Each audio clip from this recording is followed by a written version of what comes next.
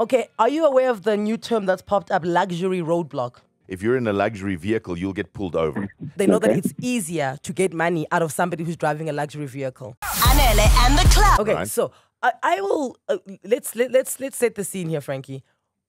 I find that, and I could definitely be wrong, and this is why we've got the JMPD spokesperson Olani Fihla on the line ready to speak to us.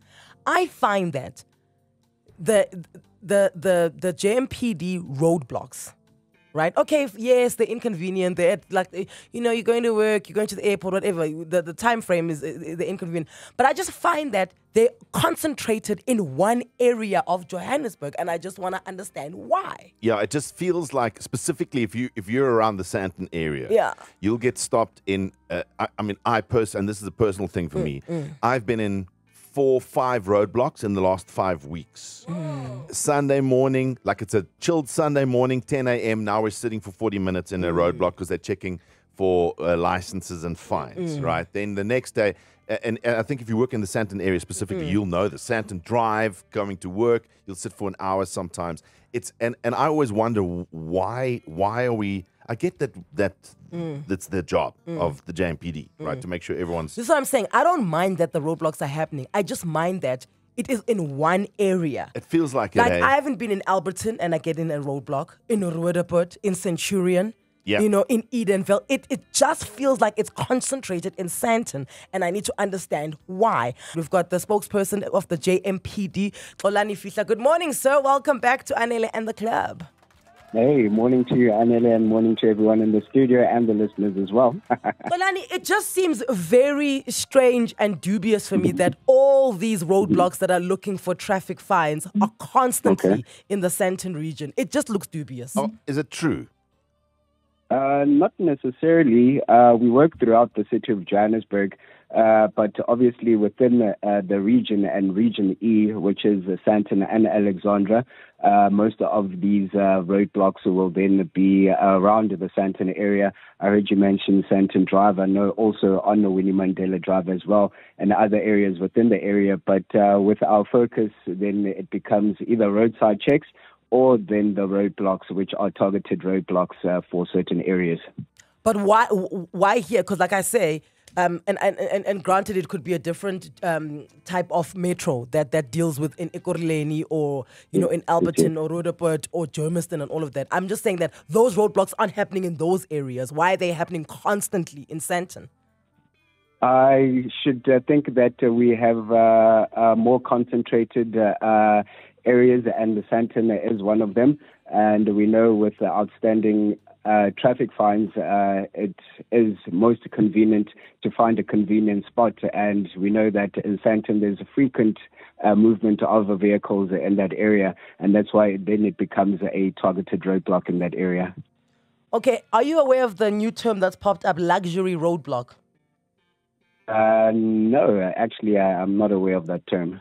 Yeah, no, this is a term that people in the city are using now, because you'll see a roadblock and then you'll be like, because even at these roadblocks, yeah, exactly. So that people are calling them luxury roadblocks now, because if you're in a luxury vehicle, you'll get pulled over.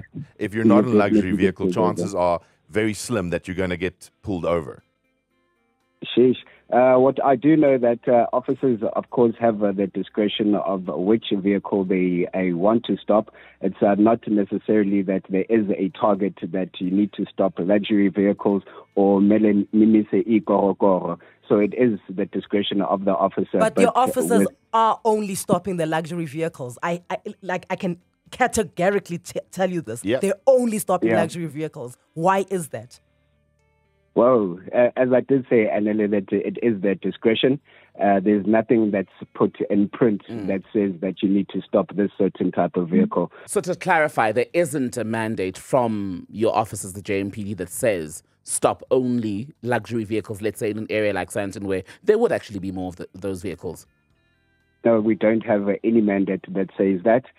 We stop any vehicle that is operating on a public road, and an officer can stop any vehicle. He can even stop a president's vehicle, but we don't do that.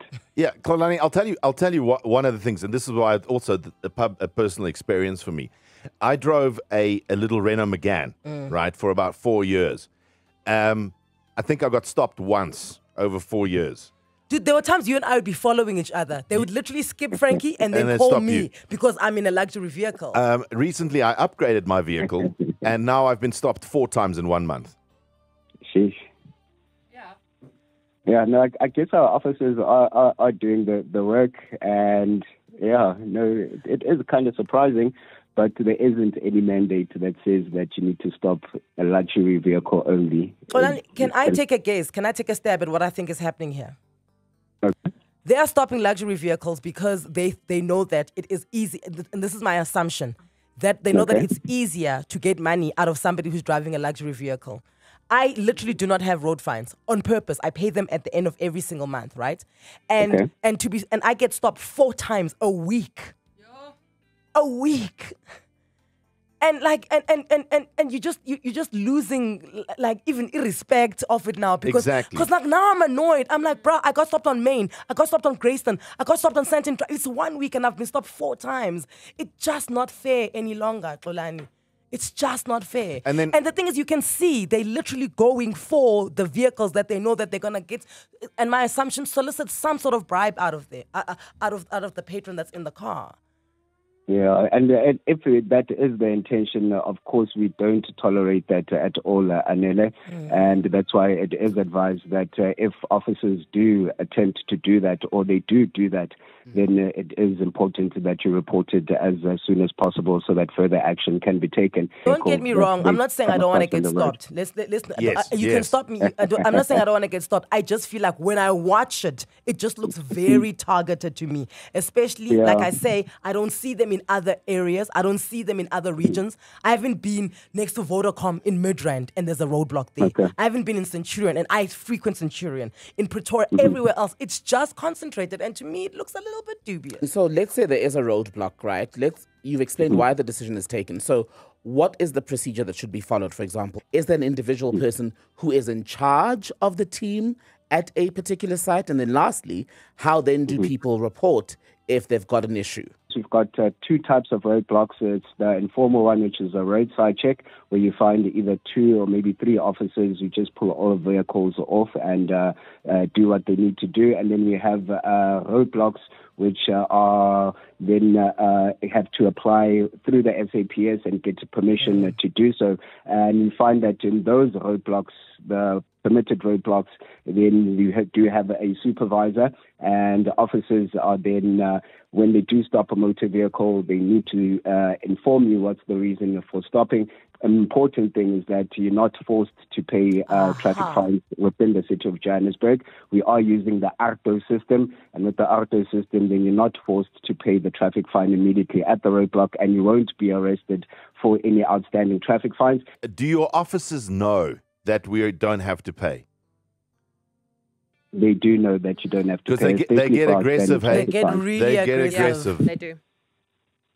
Yeah, no, we do get those complaints at most times, but they are advised that, and they do know that with the ARTO system that we are using, then a motorist is not forced or obliged to pay the traffic fine immediately at the roadside check. Motorists you are not under any obligation by law to pay on the spot when you have been pulled over at a traffic fines roadblock. We do not have to pay then and there. But, okay, now that we've said that, we just want to tell you that your officers do not know that.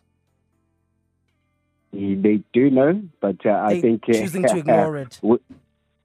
Not necessarily choosing to ignore it, but they are, let's say, forcing motorists to do so. But with the laws, when it comes to the ARTO Act, then you can't force a motorist to do so. Anele and the club on 947.